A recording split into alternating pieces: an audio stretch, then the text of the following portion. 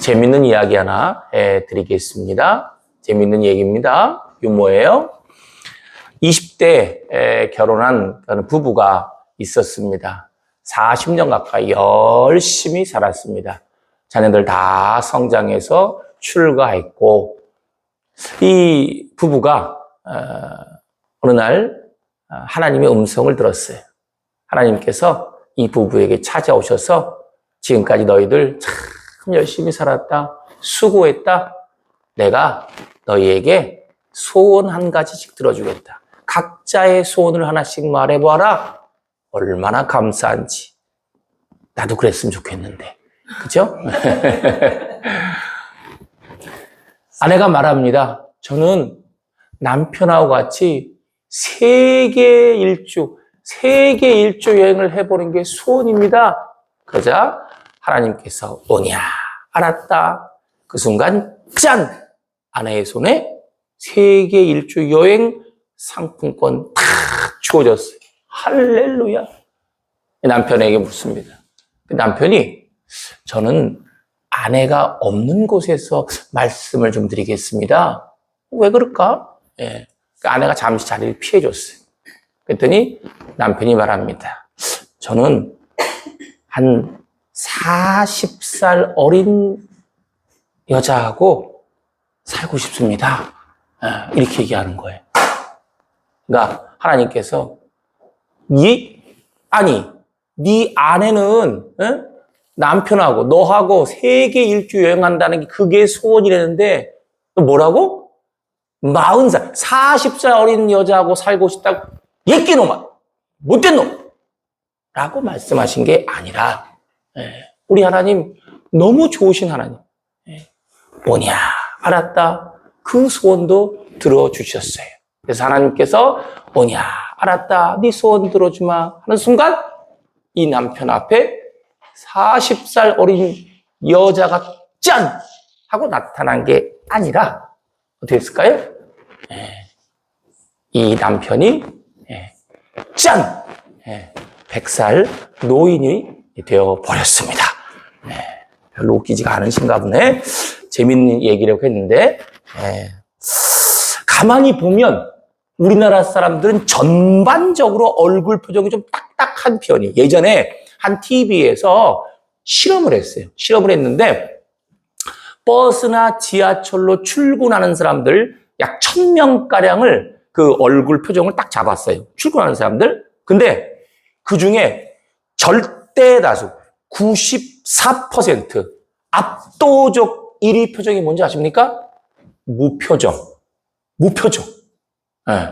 요즘은 다 이거 보고 있는데 그것도 무표정이에요. 여러분 한번 생각해 보세요. 1000명이 쫙 있는데 그 중에서 940명이 이러고 있으면 이야 정말 어색하고 이상하지 않겠습니까? 이 자리에 계신 교우 여러분들이 제가 설교를 할 때 때로는 웃는 표정, 때로는 슬픈 표정, 때로는 뭐 화난 표정도, 때로는 공감하는 표정, 또 때로는 감동하는 표정, 이런 표정을 하신다면 설교 말씀을 전하는 저와 듣는 분 여러분 모두 좀 더 행복할 것입니다. 근데 반대로 설교 말씀을 듣는 내내 무표정 이렇게 계신다면 참 많이 이상할 것 같습니다. 그래도 억지로 표정을 만들어 하시라는 건 아닙니다. 여러분, 우리 그리스도인들은, 예수 믿는 사람들은 좀 밝고 즐겁게 살아야 됩니다. 왜냐하면 신앙의 본질이 기쁨이기 때문이에요. 신앙의 본질이 기쁨이라는 거 여러분 동의가 되십니까? 예를 들어보지요. 우리가 고백하는 기독교 교리의 기초입니다. 교리문답. 교리문답이란 말 그대로요. 기독교 교리에 대해서 질문과 대답 쫙 정리해 놓은 것인데, 자, 이 기독교 교리문답에 보면 1번이 있어요. 1번 질문이 뭐냐?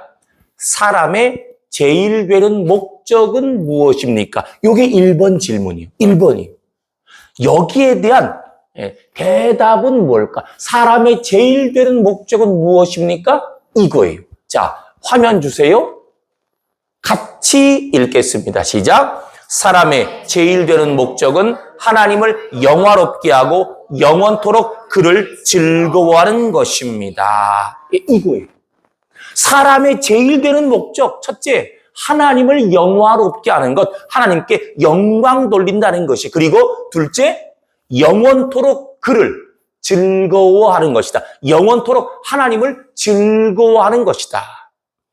영원토록 하나님을 즐거워하는 것이다. 이게 무슨 말입니까? 여러 가지 복잡한 설명, 해석을 붙일 수 있겠지만 아주 간단히 한마디로 말하면 즐겁게 사는 것이다. 하나님을 믿으며 즐겁게 사는 것이다. 하나님을 믿으면서 하나님과 함께 즐겁게 사는 것이다.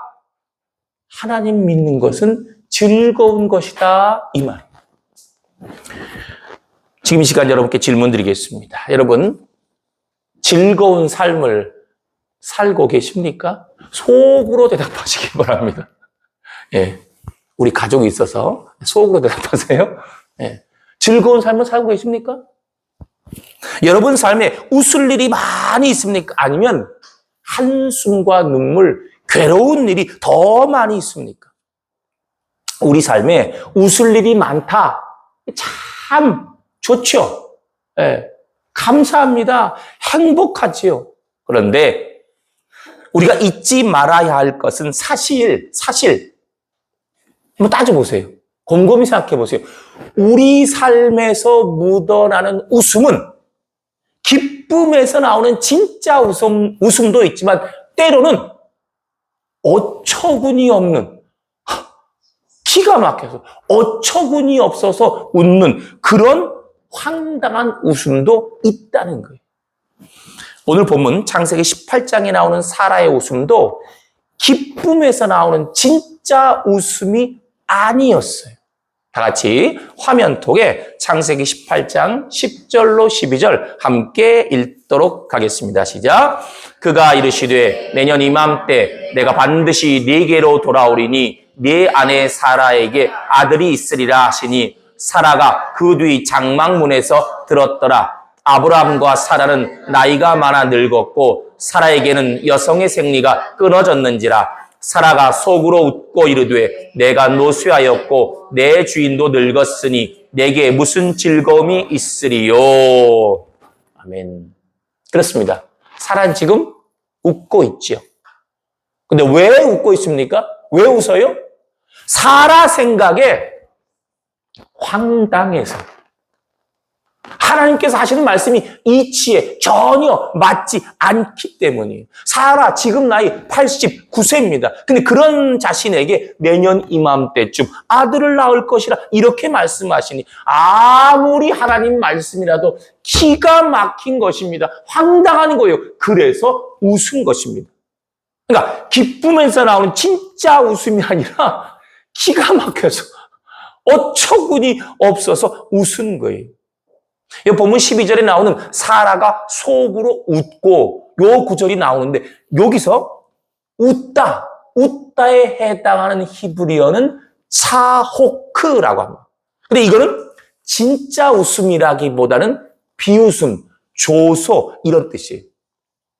아니, 사람과 사람 사이의 윤리도 어른이 말씀하실 때 웃는 것은 예의에 어긋나는 것인데, 아니, 하나님께서 말씀하시는데 사라가 저렇게 비웃다니 예의가 없는 지고, 이런 생각이 들 수 있죠? 맞습니다. 사라 분명히 잘못했어요. 예의가 없어도 한참 없는 거예요. 근데 여러분, 사실 사라 입장에서는 이렇게 어처구니 없게 웃을만 하지 않겠어요? 남편 아브라함의 나이 99세예요. 사라의 나이 89세예요. 물론 이 당시에 어떤 그 평균 나이와 그 신체 건강 상태가 지금과는 조금 다르겠습니다만, 그러나 폐경기가 지나도 한참 지난 이 나이에 아이를 낳는다니요. 여러분, 이 말을 듣고 웃어야 됩니까? 울어야 됩니까? 사실 성경에는요, 사람의 생각으로는 어처구니 없어서 웃을 수밖에 없는, 그런 하나님의 말씀, 하나님의 명령들이 참 많습니다. 예를 들어 구약 사사기 7장에 보면 하나님께서 기드온에게 말씀하십니다. 3만 명이나 되는 군사 거의 다 집으로 돌려보내고 딱 300명만 데리고 가서 14만 명이 넘는 적군과 싸우라. 아니, 전투를 하려면, 적군과 싸우려면 우리 군사가 많으면 많을수록 좋은데 지금 있는 3만 명도 14만 명과 비교하면 한참 적은데, 아니, 그런데 그 중에서 다 돌려보내고 겨우 300명만 데리고 싸우라고요? 이 말을 듣고 웃어야 됩니까? 울어야 됩니까? 가야 됩니까? 가지 말아야 됩니까? 신약 요한복음 11장에 보면 죽은 지 나흘이 지나서 시신이 썩고 있는, 냄새가 나고 있는 그 나사로 무덤을 향해서 예수님께서 말씀하십니다. 나사로여, 나오라! 이렇게 말씀하실 때 그 옆에 있던 나사로의 두 동생 마리아와 마르다는 이 말을 듣고 웃어야 됩니까? 울어야 됩니까? 여러분, 이건 말이 안 됩니다. 폐경기가 한참 지나버린 꼬부랑 할머니가 어떻게 아이를 낳습니까? 300명밖에 안 되는 군사를 가지고 어떻게 14만 명이 넘는 그 적군을 이긴단 말입니까? 죽어서 냄새나는 시체가 어떻게 자기 발로 무덤에서 걸어 나온단 말입니까? 이거 공포영화입니까? 이건 도무지 말이 되지 않습니다. 그러므로 말이 되지 않는 하나님의 말씀, 하나님의 명령에 대해 사라도 그렇고 오늘날 우리도 그렇고 어처구니 없게 웃게 되는 건 어찌 보면 당연한 것 같습니다. 당연한 일인지도 몰라요. 그러나 하나님을 알게 되면 달라집니다. 하나님을 알게 되면, 하나님의 역사를 경험하게 되면, 하나님의 능력을 경험하게 되면, 하나님의 말씀에 내 생각과 시선을 고정하게 되면, 그러면 달라집니다. 그러면 말이 안 되는 일들이 너무나 자연스럽게 이루어집니다. 불가능한 일들이 가능해집니다. 여러분, 정말로 많은 사람들이 오늘 본문을 대하면서 놓치는 게 있어요. 오해하는 게 있어요. 심지어 사라 자신도 오해하고 있었어요. 뭐냐? 바로 창세기 18장에서 사라가 웃은 이유입니다. 여러분, 사라가 왜 웃은 겁니까? 아까 말했죠? 어처구니 없어서, 말이 안 돼서, 그래서 웃은 거예요. 그렇죠? 그렇습니까? 맞습니까? 아니에요. 사라가 웃은 진짜 이유는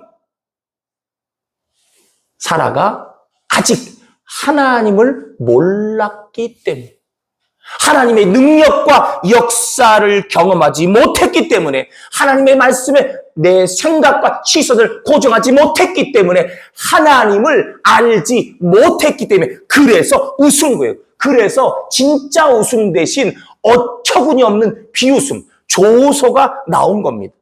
보세요. 하나님을 알지 못합니다. 그러니까 내 머리로만 계산하는 거예요. 내 머리로 계산하고 그리고 열심히 노력합니다. 그럼 어떤 결과가 나올까요? 내가 할 수 있는 것, 그 이상의 결과가 나올까요? 안 나와요. 당연하죠. 하지만 하나님 말씀을 믿고 하나님 말씀에 내 시선을 고정하고 하나님이 이루어 주실 것을 기대하며 나아간다면 내가 계산한 결과가 아닌 하나님이 주시는 결과가 이루어지게 되는 것입니다. 바로 이것을 세상은 기적이라고 부르고 하나님을 믿는 우리는 하나님의 역사라고 부르는 것입니다. 교우 여러분, 기적의 주인공들이 되시기 바랍니다. 내가 계산한 결과가 아닌 하나님이 주시는 결과를 경험하는, 하나님의 역사를 경험하는 여러분 모두가 되시길 주님의 이름으로 축복합니다. 자, 여러분께 또 한 가지 질문 드리겠습니다. 성경은 즐거운 책입니까? 아니면 심각하고 무거운 책입니까? 뭐 사실 양쪽 다 측면이 있겠죠. 성경에는 사실 웃음이라는 단어가 그렇게 많이 나오지 않아요. 통틀어도, 성경 통틀어서 웃음이라는 단어가 한 약 30번 정도밖에 나오지 않습니다. 그리고 그 중에서, 진짜로 기뻐서 웃는 것은 뭐 학자들에 따라 조금씩 다르지만 겨우 3번 정도에 불과합니다. 나머지는 다 비웃음, 조소 이런 거예요. 자, 그러면 성경에는 진짜 웃음은 별로 없고 그나마 있는 것은 비웃음, 뭐 그런 것뿐입니까? 그렇지가 않아요. 왜냐? 성경에는 웃음이라는 말 대신에 기쁨이라는 말이 엄청나게 등장하기 때문입니다. 얼마나 많이 등장하느냐 하면 무려 427회나 등장합니다. 놀라지도 않으시는군요.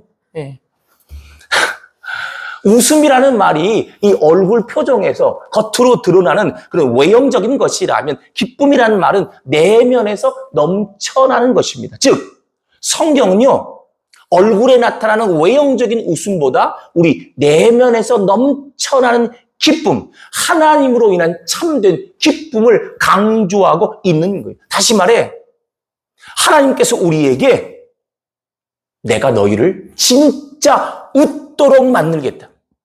내가 너희에게 심령 깊은 곳에서 솟아나는 진짜 기쁨을 안겨주겠다 말씀하고 계신 것입니다. 자, 이러한 하나님의 뜻하심이 오늘 본문에 다음과 같이 나타나 있습니다. 다 같이 화면통에 창세기 18장 13절 15절 함께 읽도록 하겠습니다. 시작. 여호와께서 아브라함에게 이르시되 사라가 왜 웃으며 이르기를 내가 늙었거늘 어떻게 아들을 낳으리요 하느냐.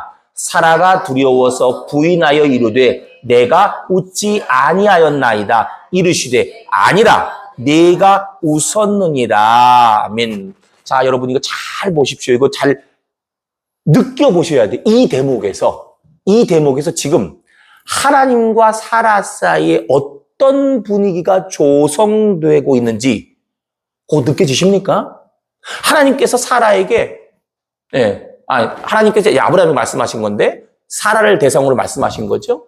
하나님께서 왜 웃느냐? 사라가 왜 웃느냐? 이렇게 말씀하신. 그러자 사라는 아닌데요? 웃지 않았는데요? 이렇게 말합니다. 자, 요 대목은 아닌데요? 안 웃어. 요거는 이런 거죠.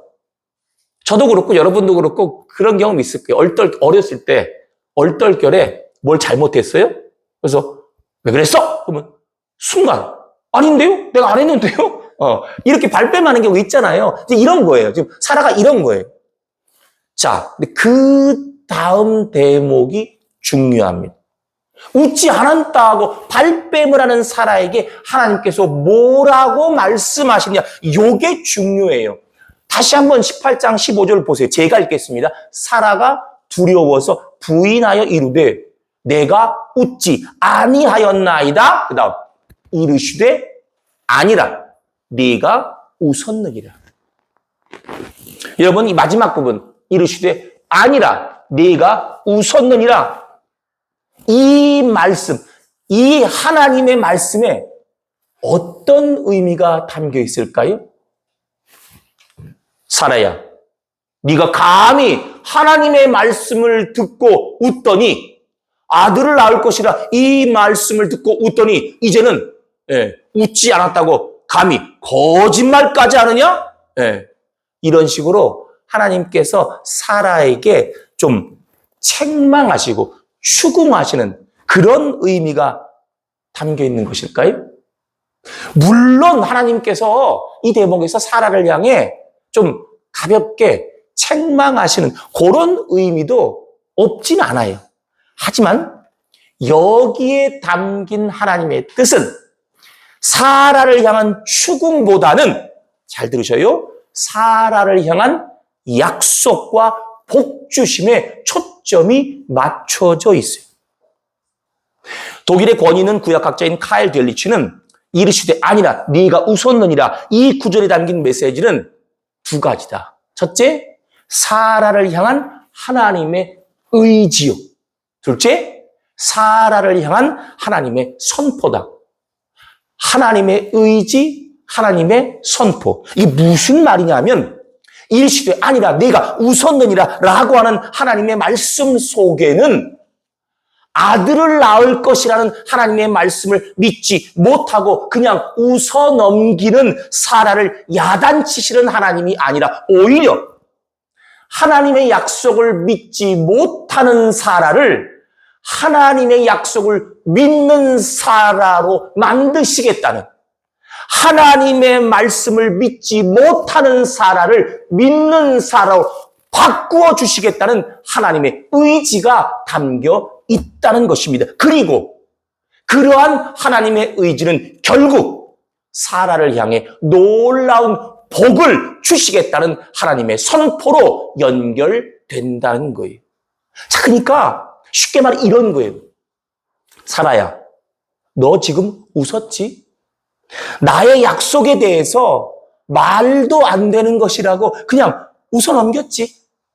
그러나 사라야, 내가 너에게 진짜 웃음을 줄 것이다. 말도 안 되는 일이, 놀라운 일이 너에게 일어나도록 내가 너에게 반드시 복을 내려줄 것이다. 하나님께서 말씀하고 계신 것입니다.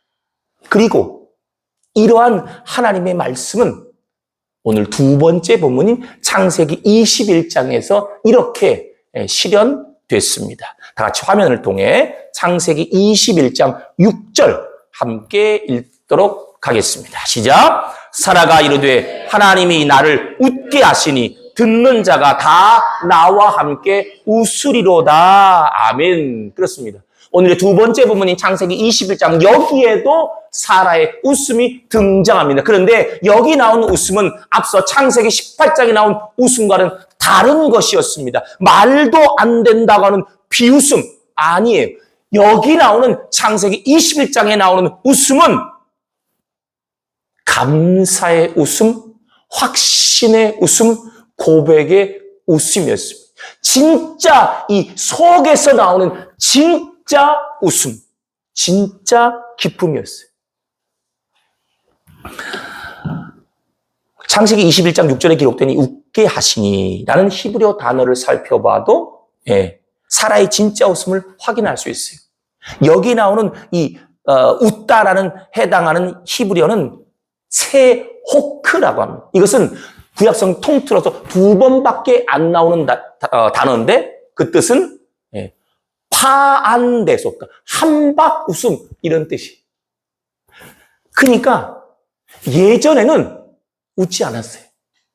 사라가 예전에 웃지 않았어요. 웃더라도 그냥 비웃음 어처구니 없는 속으로 그렇게만 웃던 사라가 너무 정말 기뻐서 큰 소리로 웃고 있는 거예요. 내가 아들을 낳았다. 내가 아들을 낳았어. 하나님께서 나에게 아들을 주셨어. 자기가 웃고 있어요. 다른 사람과 함께 진심 큰 소리로 진짜 웃음을 웃고 있는 거예요.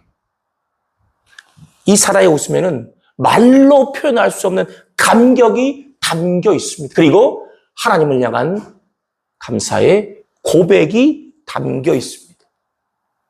사랑하는 교회 여러분, 하나님은 도저히 웃을 수 없는 사라를 진심으로 그리고 큰 소리로 웃게 만드셨습니다.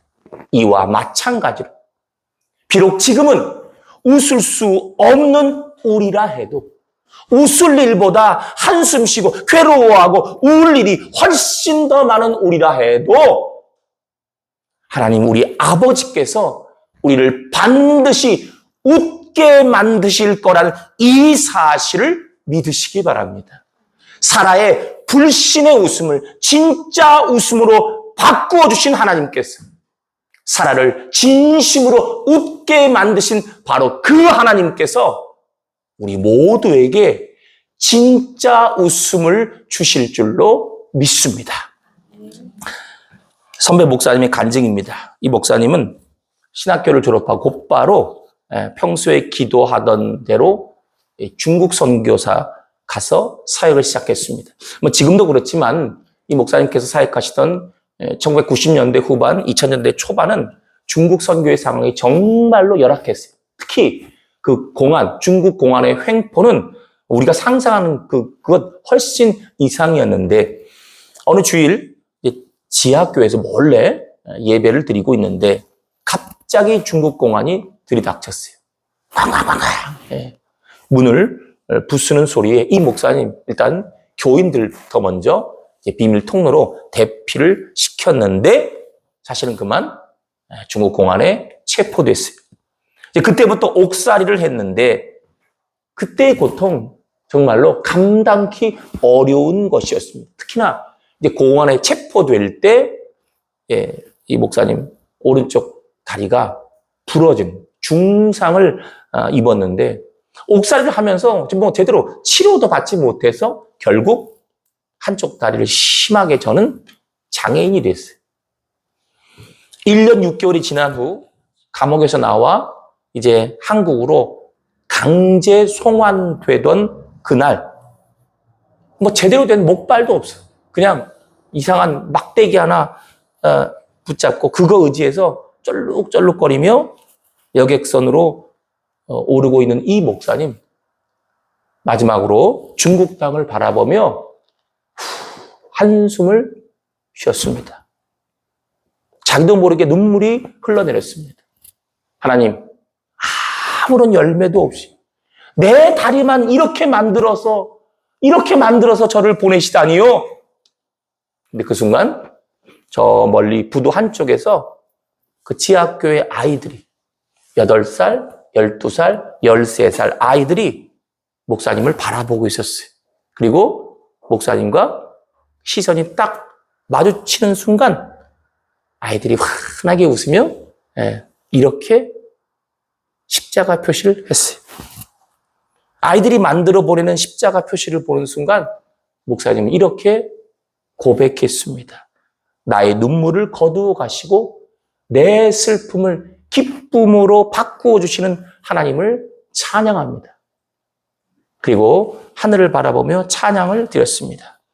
약한 나로 강하게, 가난한 날 부하게, 눈먼 날 볼 수 있게 주 내게 행하셨네. 사랑하는 교회 여러분, 여러분의 삶이 하나님으로 인해, 하나님 때문에 웃는 일이 더 많아지게 되기를 축복합니다. 우리의 한숨과 눈물, 힘에 겨운 모든 일들을 하나님 우리 아버지께서 진짜 웃음으로 참된 기쁨으로 바꾸어 주시기를 주님의 이름으로 축복합니다. 이 시간 마지막으로 찬양, 약한 나로 강하게 찬양 드리면서 오늘 주신 말씀 심령에 새기도록 하겠습니다.